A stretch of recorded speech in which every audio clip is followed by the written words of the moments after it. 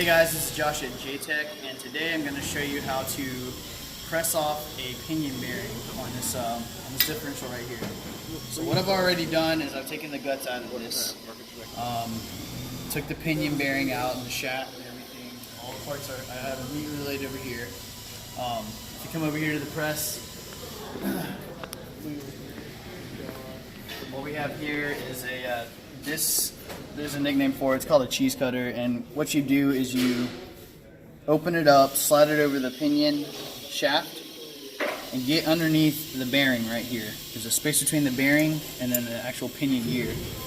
And so once you have it tightened down like I do like that, you want to set it up like I have it on the press, where the frame of this is actually resting on these little these metal plates.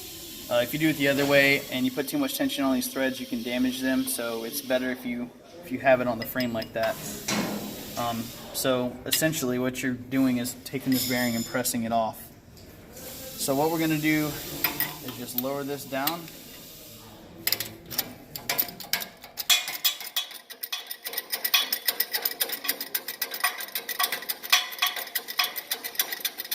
Until it gets all the way down to the shaft.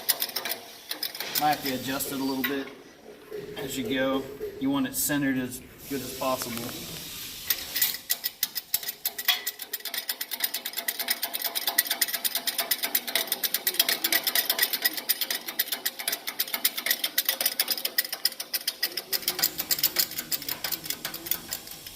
Alright, when you start feeling some tension on it, you want to make sure that you're actually underneath the bearing with this, because what will happen is if you press on this cage right here, see how it spins free?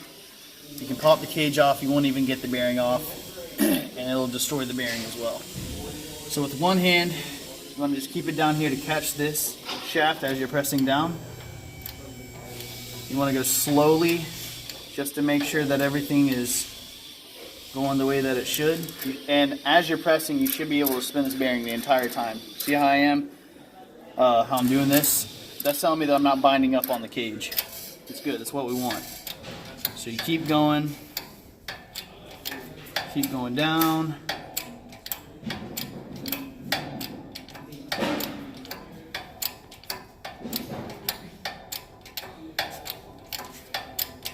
It does take a while.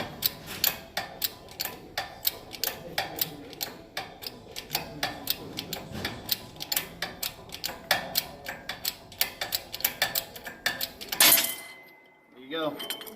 Once you hear that pop, that the press interference bearing comes right off like that. Now you have just the shaft, and there's actually a little shim inside of here.